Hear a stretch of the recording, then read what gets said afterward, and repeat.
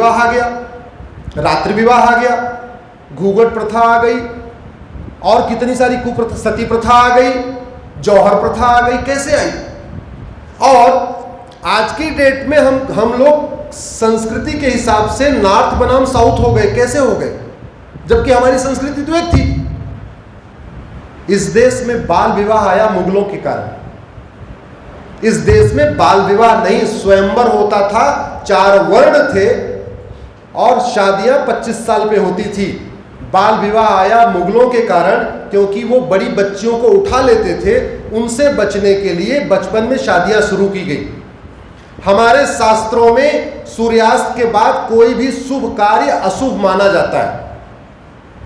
कोई भी, इवन सूर्यास्त के बाद तो अंतिम संस्कार भी नहीं किया जाता।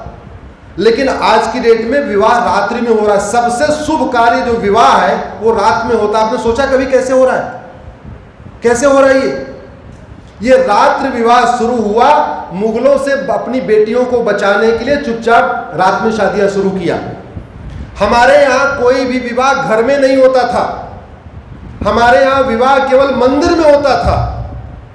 लेकिन मंदिर चूंकि पब्लिक प्लेस था, मंदिर सार्वजनिक स्थान था, मंदिर से लड़कियों को उठा लिया जाता था। तो फिर नई प्रथा आ गई, घर के अंदर विवाह करना है, और वो भी आंगन में करना है। दरवाजे के, घर के बाहर भी नहीं करना, आंगन में करना। और इसका जीता जागता उदाहरण मैं आपको बताता हूं। जहां जहां मुगलों का राज नहीं था वहां बाल विवाह नहीं है, रात्रि विवाह नहीं है, घूंघट प्रथा नहीं है, और घर में विवाह नहीं होता। केरल में, तमिलनाडु में, यहां अगर कोई साउथ का बैठा होगा उसको पता है, केरल, तमिलनाडु, कर्नाटक का एक बहुत बड़ा हिस्सा, आंध्रा, तेलंगाना में दिन में विवाह होता है, रात में विवाह नहीं होता, और विवाह मंदिर में होता है। तो चूंकि हमारे जब कल्चर चेंज हो गए तो धीरे धीरे ये लगा कि नॉर्थ अलग कल्चर है, साउथ अलग कल्चर नहीं, हमारा एक ही कल्चर है।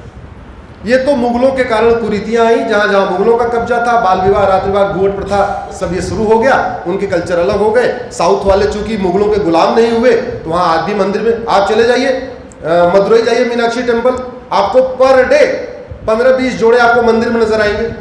11 बजे आते हैं, अपना लिखवाते हैं, 1-2 बजे तक वहीं शादी होती है। वहीं मदुरई मीनाक्षी टेम्पल के बगल में वो खाने के लिए भोजनालय बने हुए, लोग वहां जाके करते हैं। तो चूंकि हमें इतिहास का बोध कम है, और इतिहास का बोध कम इसलिए हमें इतिहास पढ़ाया नहीं गया। हमें बाबर, हुमायूं, अकबर, तुगलक, लोधी, पता नहीं क्या क्या बता दिया गया। दशरथ के पहले नहीं बताया, लव कुश के बाद नहीं बताया। अरे क्या लव कुश के बच्चे हुए नहीं थे क्या? लव कुश की पीढ़ियां चली ना आगे, और दशरथ क्या एकाएक आए थे? दशरथ के पहले भी पीढ़ियां थी। तो हमें न वो बताया कि हरिश्चंद्र से लेकर दशरथ तक कैसे आए, न हमें ये बताया कि लव कुश के बाद क्या हुआ। दूसरा, हमें जातियों में बांटने का काम कैसे किया। हमारे देश में जातियां तो थी नहीं, हमारे देश में तो वर्ण थे। जो जो कार्य करता था वो वही कहलाता।